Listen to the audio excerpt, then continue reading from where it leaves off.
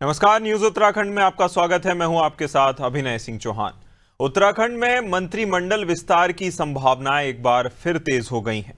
जहां 2022 के विधानसभा चुनाव के बाद से धामी मंत्रिमंडल में 5 पद खाली चल रहे हैं।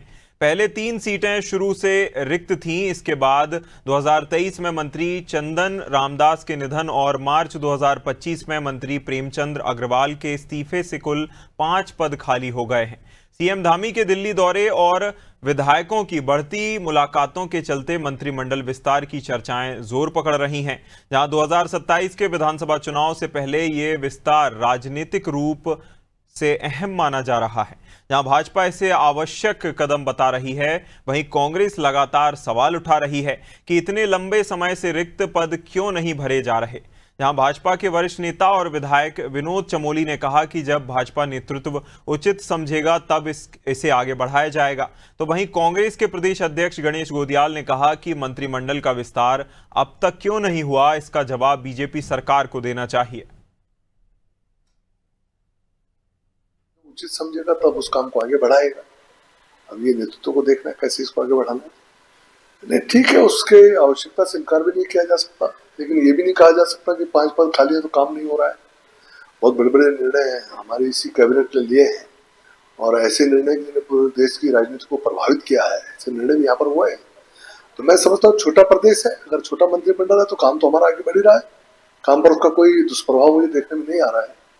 लेकिन अगर विस्तार होता है तो उसमें किसी को आपत्ति क्या होनी चाहिए, बेहतर है, काम और अच्छी तरह से आगे बढ़ेगा। हाथ जब बढ़ते हैं तो काम अच्छा होता है, काम आगे बढ़ता है, डिसेंट्रलाइजेशन होता है पावर का, तो जितने ज्यादा हाथ होंगे उतना ज्यादा काम होगा। तो ये तो स्वाभाविक है, नेचुरल है। विस्तार अब तक क्यों नहीं हुआ, मुख्यमंत्री को इस पर जवाब देना चाहिए। उनके विधायकगण बेकाबू हो रहे हैं, इस पर मुख्यमंत्री को जवाब देना चाहिए। इस प्रदेश का कितना नुकसान हुआ, इस पर मुख्यमंत्री को जवाब देना चाहिए।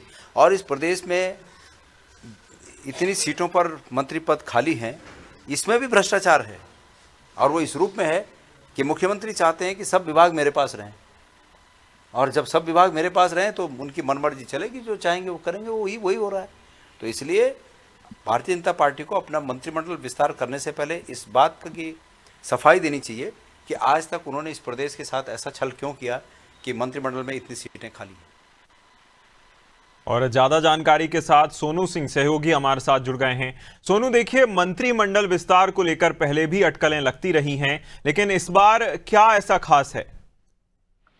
अब देखिए, ये चर्चाएं की जा रही थी अभिनय कि जो बिहार का चुनाव है, चुनाव के बाद मंत्रिमंडल विस्तार होगा। चूंकि चुनाव हो चुका है, शपथ ग्रहण समारोह भी हो चुका है और तमाम मंत्रिमंडल के सदस्यों के साथ साथ बिहार सरकार के मुख्यमंत्री ने भी शपथ ले ली है और प्रधानमंत्री मौजूद रहे। चूंकि अब चुनाव संपन्न हो चुका है, लिहाजा ऐसे में ये चर्चाएं अब और जोर पकड़ने लगी है कि उत्तराखंड सरकार का जो मंत्रिमंडल विस्तार है वो होगा। और ऐसा हम नहीं, बल्कि जो सत्ताधारी पार्टी के प्रदेश अध्यक्ष हैं, उन्होंने इस बात को कहा था कुछ समय पहले। चूंकि अब एक बार फिर से ये चर्चाएं हो रही हैं और इसमें सत्ता पक्ष की तरफ से, खास तौर से विपक्ष की तरफ से सवाल खड़े किए जा रहे हैं और सत्ता पक्ष की तरफ से अपने तर्क दिए जा रहे हैं। तो ऐसे में ये माना जा रहा है कि मंत्रिमंडल का जो विस्तार है वो अब संभव है, क्योंकि 12 मुख्यमंत्री सहित जो संवैधानिक व्यवस्था उसके तहत 12 एक मुख्यमंत्री और 11 मंत्रियों की व्यवस्था यहाँ पर इस विधानसभा संवैधानिक व्यवस्था के तहत है। तो ऐसे में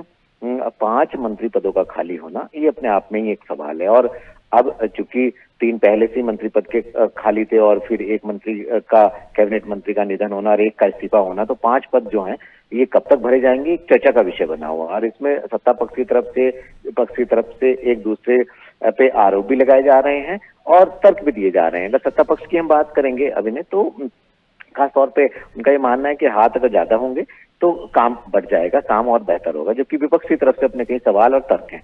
तो ऐसे में उम्मीद ये की जा रही है कि जल्दी उत्तराखंड का मंत्रिमंडल का विस्तार होगा और इसको लेकर के सुगबुगाहट तेज हो गई है, चर्चाएं हो रही हैं। अब ये देखना होगा कि आखिर जो सरकार के मुखिया हैं और जो सरकार है, पार्टी हाईकमान है, वो आखिर इन चर्चाओं पर कब तक विराम लगाएगा, ये देखना होगा। बिल्कुल, कहीं ना कहीं ये तो देखने वाली बात होगी कि संगठन कब तक फैसला करता है। सोनू, बने रहिएगा हमारे साथ, आपका फिर रुख करेंगे।